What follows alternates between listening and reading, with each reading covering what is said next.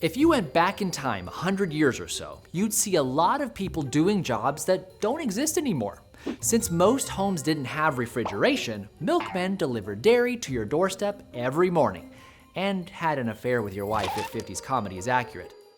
Elevators were driven like streetcars, which meant elevator operators had to be trained to ensure a smooth and precise ride for passengers. Phone lines weren't automated, so switchboard operators were needed to connect you to your party. Even the bowling alley had a team of manual pin setters to prepare your next frame. These jobs may seem quaint or even absurd by today's standards, but don't feel too superior. Perhaps 100 years from now, someone will look back at your job and wonder why you were necessary.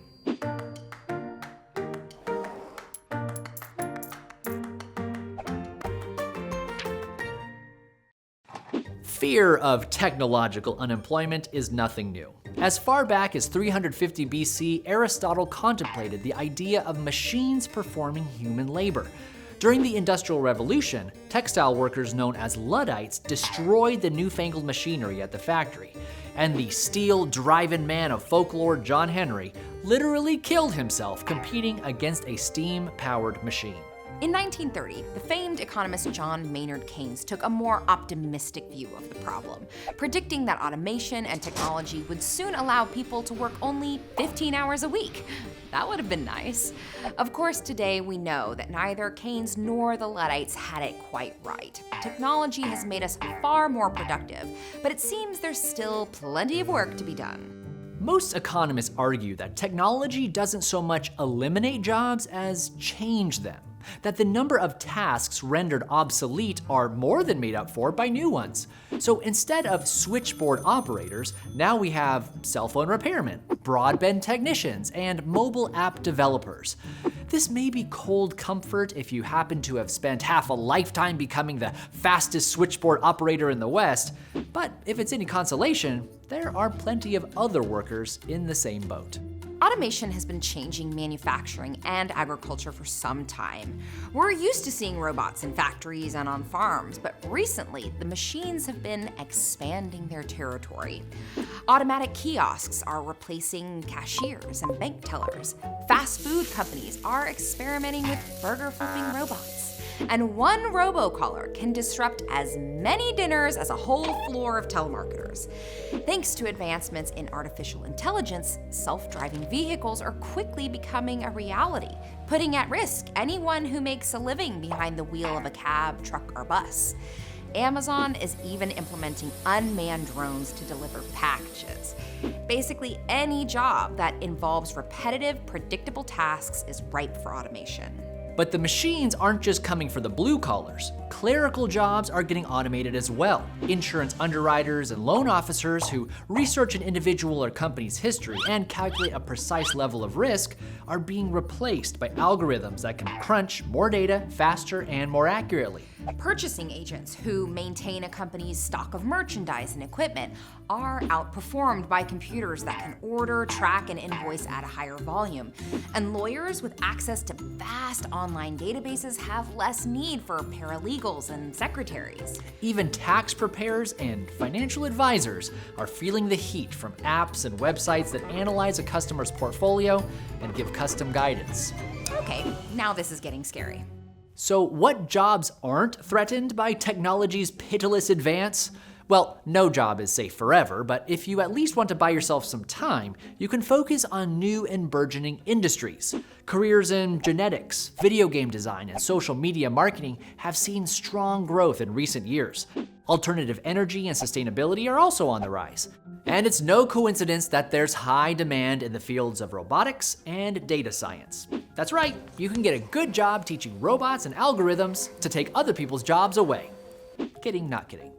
Another field that seems to be safe for the time being is the arts. Some cutting-edge software companies are developing AI that can write poems, draw pictures, compose music, even design fashion. And while they might be impressive from a technological standpoint, none of them are close to competing with human artists. It may sometimes feel like franchise movies and pop songs are written by computers, but I assure you, there are real people behind them. think.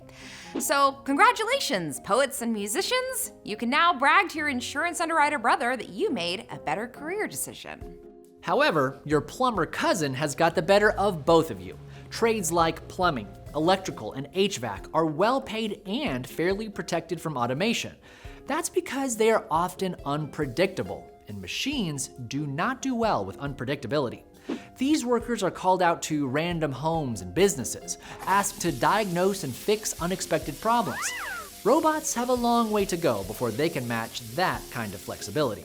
But perhaps the most future-proof jobs in America are the ones that rely on interpersonal interactions. Social workers, counselors, occupational therapists, clergy. The more tact and compassion required, the safer the job is from technological replacement.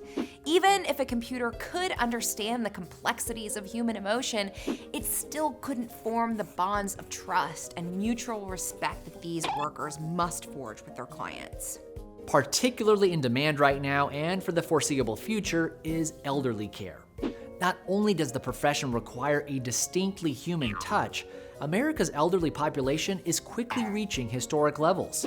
We may be headed for a severe labor shortage in this field, one that robots aren't ready to fill. Neither humans nor computers are too good at predicting the future, so take all of this with a grain of salt. One thing is certain though, technology keeps moving and not much can stop it.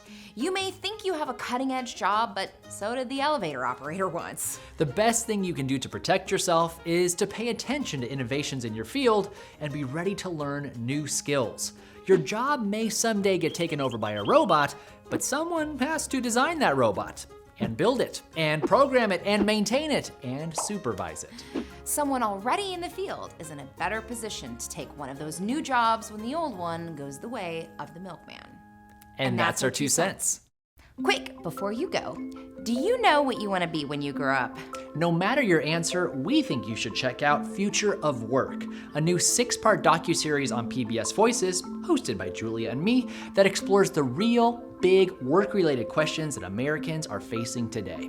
Everything from debt and the gig economy to career identity, and so much more. Check it out, link in our description, and be sure to tell them that 2 cents sent you.